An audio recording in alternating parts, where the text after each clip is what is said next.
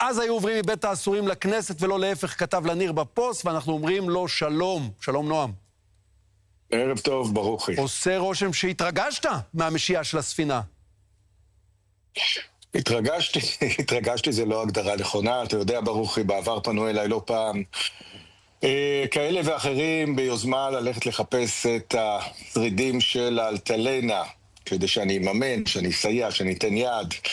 ואני דווקא מזדהה, תומך באותה החלטה של בן גוריון פוסט העניין, לקחת, להשליך אותה למצולות, כמה סימבולי זה, את אותו כתם שחור על העבר של מלחמת העצמאות של מפריע לך אגב הסיפור הישראלי פה. מפריע שבסופו של דבר דווקא בן גביר ועמיחי אליהו חוגגים על המשיעה של אלטלנה? כמובן בתקופת בחירות, אתה הרי נצר למשפחה חירותניקית.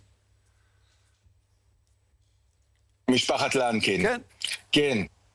תראה, כל דיאלוג שלנו עם הארגומנט הזה ישחק לידיים הלא נכונות.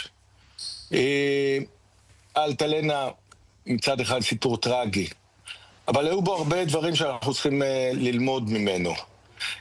אתה יודע, יום לאחר אלטלנה, קרליבך, שהיה אולי גדול הפובליציסטים של העת ההיא, כותב טור נפלא, ואני רוצה להקריא לך קטע קצר מאוד ממנו. מה זה חשוב אתה לקבוע אם קמצא צדק או בר קמצא, אנו עומדים חלילה מול פני החורבן, הרי זה רק זה והעיקר. אם קמצא צודק, יש צדק בעולם, מצדיק הרג יהודים בידי יהודים, הייתכן שמישהו יצדק עד כדי כך. תראה, כמעט אין אף מלחמת תקומה של עם, שחרור, הקמה, שלא הייתה מלווה במלחמת אחים. זה כמעט חלק אינטגרלי מאירועים כאלה בהיסטוריה האנושית, ולנו התמזל המזל שאלטלנה היא האירוע היחיד. כמעט היחיד, כי לפניו היה, אתה יודע, הסזון, ואליהו הגיע, אליהו הגיע מפריז, מצרפת, הוא הגיע לשם אחרי שהוא בורח מאריתריאה, שם היה עצור, אחרי שהוא סגר לידי הבריטים ב7 לדצמבר 44 בסזון. הכל קשור בהכל, והכל קשור בדבר, ואנחנו צריכים להתייחס לכל אותם זיכרונות כמסמני דרך, בנייה ולא מחלוקת והטפת מוסר. עכשיו, מה הקטע? אנחנו מדברים איתך על אלטלנה, ויש לי רושם שאתה מדבר איתי מתוך יחטה? אני טועה? אני מדבר איתך מתוך סירה, אני מסיים כרגע שבוע של הפלגה עם 8 לוחמים שהיו זקוקים לזה מאוד.